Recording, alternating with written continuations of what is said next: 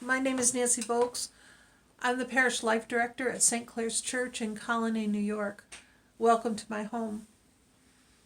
Many of my younger families and younger parishioners have asked me for some ideas as to how to celebrate Advent this year, given that we are confined to our homes during this coronavirus.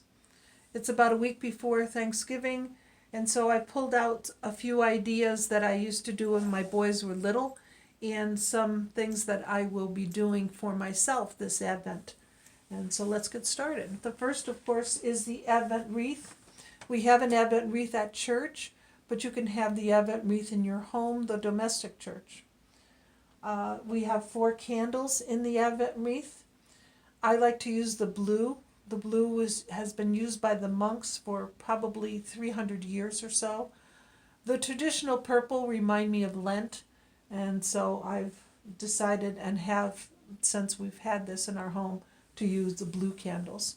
You'll notice that on the 3rd week of Advent we have the pink candle. The pink candle is a sign of hope, of God with us and joy as we anticipate the arrival of Christmas and the second coming of Jesus.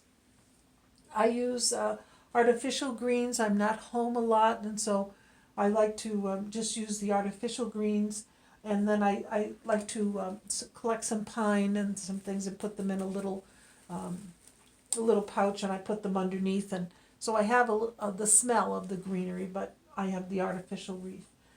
And then I have a statue of the lion and lamb I picked up at a local religious store. I put an upside down bowl in the middle and placed it there. It's a focal point for me. I like having a focal point when I'm praying, and so it reminds me of the coming of Jesus at the end time, and it helps me to keep focus in my prayer. One of the things that we will be doing at St. Clair's in our bulletin, we will have 4 different prayers in our bulletin during Advent. The prayers will focus around our theme this year, and our theme at church is Faith Alive, Together We Care for Each Other, and so you'll see that written throughout this prayer. However, you can in your local religious stores find many little booklets like this, praying scripture during Advent, or Advent Wreath prayer ceremony, so you can pick them up as well. The other things that I used to do when my boys were little, I would tell them the story of St. Nicholas and how that saint lived his life, and the tradition of some of the Dutch were to place the shoes outside their door, and they would be filled with coins and chocolates and things like that. So these are wooden shoes that belonged to my grandmother on my father's side, and I used to place them outside my door and hope that I will get some chocolate or some coins in them. And that's a nice tradition to have when my children were little. The other saint that I like to meditate on during the season of Advent is the Feast of St. Lucy on December the 13th. This is from the American Doll collection. I had this wreath when I taught 6th grade. The Scandinavian people have the tradition of St. Lucia Day during Advent, and the oldest girl would wear the crown of candles. These light up if you put the batteries in, of course. And the tradition was that she would carry around a tray of baked goods and wake up the members of the family as they celebrated St. Lucy Day. It's a nice legend of some of her life, some of the things in her life. Very easy for you to Google or find some stories about St. Lucy. She is the patron saint of eyes, and so I have a particular devotion to St. Lucy. One of the things that I also used to do with my boys when they were little is we would put out the empty manger. I wouldn't put any figurines inside, just the empty manger, but I would take a basket and I would fill it with hay. And during the 4 weeks of Advent, if they did something nice for someone, they could take a couple of pieces of straw and put it in the manger for a bed for the baby Jesus, and hopefully on Christmas Eve there'll be a nice bed of straw for the baby Jesus to lay on. The boys, when they were little, loved to do that one. I also like to pick up books during Advent. It helps focus my prayer life. This one I picked up for myself. It's a photographic book on the first snow in the woods. It's just pictures of animals and the first snow. And I like that because I figure this year will be a meditative kind of prayer time for me. And so this will help jumpstart some of my meditation.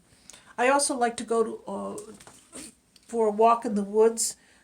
We have a wooded park about a block from here, from my home, and I like to collect pine cones, and I like to spray paint them, make it look like some snow, and put them in a basket. So I anticipate doing some meditative walks in the park this coming Advent. Another book that my daughter-in-law had last year for my grandson is this Advent Storybook, 24 Stories to Share Before Christmas. And of course it all ends up at the manger in the last, but it's a cute little story. There's 24 of them in there, and she read one each night to my grandson before he went to bed, and I thought that's a nice book to do with kids. And of course my favorite is The Christmas Carol. It's always been my favorite. I love to see how Scrooge is able to have a conversion, a real Christian conversion, a conversion of heart. And it just always excites me and warms me when I know that he'll change from his behavior in the world to having a heart that is full of love and joy for Christ. On Christmas Eve, that's the other item I picked up this year. This here has 24 drawers in it. There's nothing in them right now, but I was thinking this year that I might come up with 24 names of people that have had a difficult year. And I would put their names in each one of these drawers. I might come up with 24 things that I might need to do, perhaps call someone or visit someone, that I can bring something to, leave it on their porch or whatever.